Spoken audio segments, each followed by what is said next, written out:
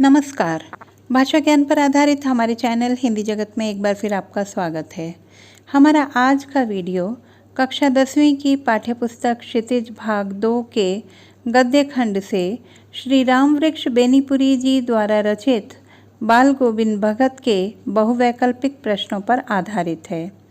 ये प्रश्न न केवल वर्तमान में चल रही ऑनलाइन परीक्षा हेतु उपयोगी हैं, बल्कि पाठ के गहन अध्ययन में भी सहायक सिद्ध होंगे। तो प्रारंभ करते हैं। प्रश्न 1, रामवृक्ष बेनीपुरी को किस रूप में जाना जाता है? उपन्यास सम्राट, सुप्रसिद्ध निबंधकार, प्रसिद्ध नाटककार। उत्तर, सुप्रसिद्ध निबंधकार। प्रश्न 2, बाल गोविंद भगत पाठ के रचनाकार हैं जैनेन्द्र जी, ऋतुराज जी, रामवृक्ष बेनीपुरी जी। उत्तर, रामवृक्ष बेनीपुरी जी। प्रश्न 3, रामवृक्ष बेनीपुरी का जन्म कब और कहाँ हुआ? सन 1926 में राजस्थान के भरतपुर में, सन 1902 में बिहार के बेनीपुर गांव में, सन 1947 में इंदौर में। उत्तर, सन 1902 में बिहार के बेनीपुर गांव में। प्रश्न 4, बेनीपुरी जी की प्रमुख रचनाएं हैं नेत्रदान एवं माटी की मूर्तें, अबला एवं विलाप, ईंधन एवं सूरज कब निकलेगा। उत्तर, नेत्रदान एवं माटी की मूर्तें। प्रश्न 5, रामवृक्ष बेनीपुरी जी की रचनाओं में डैश के स्वर हैं?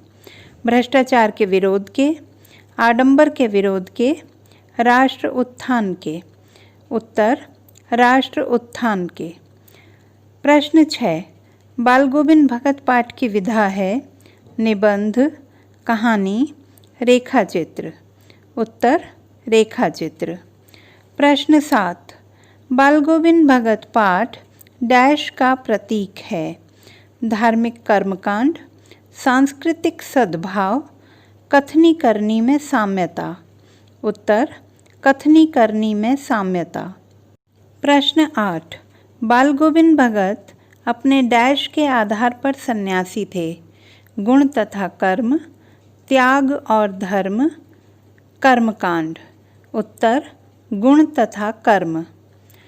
प्रश्न 9, बाल गोविंद भगत किसे अपना आदर्श मानते थे? गांधी को, कबीर को, आसाराम को। उत्तर, कबीर को। प्रश्न 10, बादलों से भरी अंधेरी रात में क्या चौंका देता था? बिजली का कड़कना, तेज हवा के स्वर, भगत का संगीत। उत्तर, भगत का संगीत। प्रश्न 11, भगत जी की प्रभातियाँ किस माह से किस माह तक चलती थीं? कार्तिक से फागुन तक, सावन से भादों तक, चैत्र से वैशाख तक। उत्तर, कार्तिक से फागुन तक। प्रश्न 12, नदी गांव से कितनी दूर थी? 2 मील, 3 मील, 4 मील। उत्तर, 2 मील। प्रश्न 13, बेटे की मृत्यु पर भगत ने क्या कहा? आत्मा परमात्मा से मिल गई है, मेरे जीवन का एकमात्र सहारा छिन गया, बुढ़ापे में अब मेरा क्या होगा। उत्तर, आत्मा परमात्मा से मिल गई है। प्रश्न 14, भगत हर वर्ष कहाँ जाते थे? तीर्थ यात्रा पर, गंगा स्नान करने, रिश्तेदारों से मिलने। उत्तर, गंगा स्नान करने। प्रश्न 15, बाल गोविंद भगत की कद काठी कैसी थी? लंबा कद और सांवले, मध्यम कद और गोरे चिट्टे, मंझोला कद और काले। उत्तर, मध्यम कद और गोरे चिट्टे। प्रश्न 16, भगत जी डैश जीवन जीते थे? सन्यासियों सा, गृहस्थों सा, कबीर पंथियों सा। उत्तर, कबीर पंथियों सा। प्रश्न 17, भगत जी के पहनावे में कब परिवर्तन आता था? जाड़े में, वर्षा में, गर्मी में। उत्तर, जाड़े में। प्रश्न 18, भगत जी अपने खेत की उपज सबसे पहले किसे भेंट करते थे? कबीरपंथी मठ में, भगवान के मंदिर में, अनाथ आश्रम में।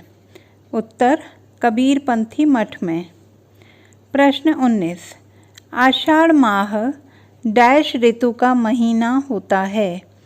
वर्षा, ग्रीष्म, शीत। उत्तर वर्षा। प्रश्न 20।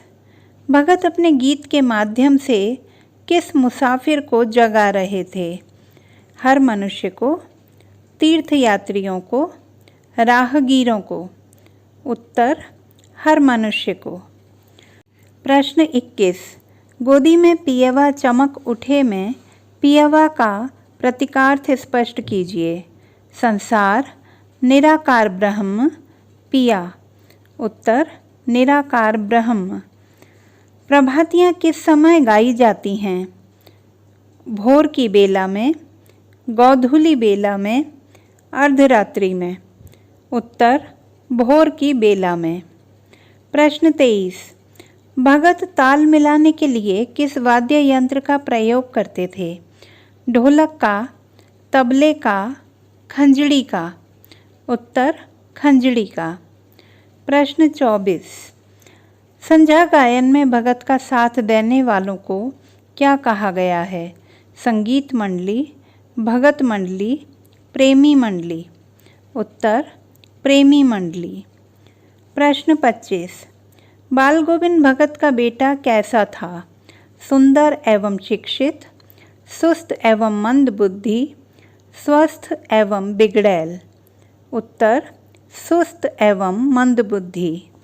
प्रश्न 26। लेखक को ऐसा क्यों लगा कि भगत पागल हो गए हैं?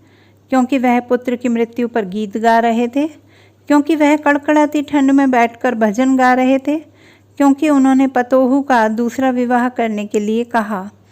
उत्तर क्योंकि वह पुत्र की मृत्यु पर गीत गा रहे थे। प्रश्न 27। भगत का पतोहू को उसके भाई के साथ भेज देना उनके किस गुण का बोध कराता है?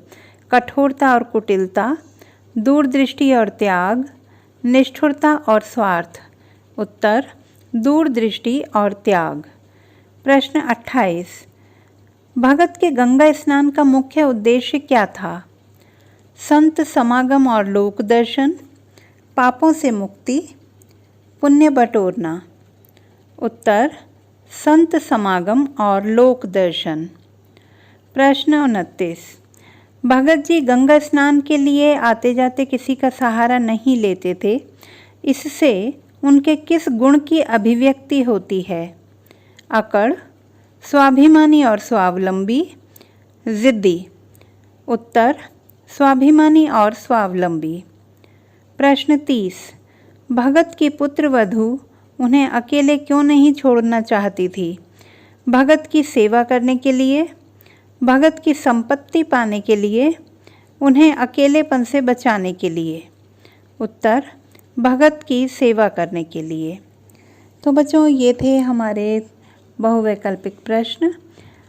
आशा है कि ये सभी एमसीक्यूज़ आपके लिए बहुत उपयोगी सिद्ध होंगे। भाषा संबंधी किसी भी समस्या के समाधान हेतु बने रहिए सुनीता भटनागर हिंदी जगत के साथ। आपका दिन शुभ हो।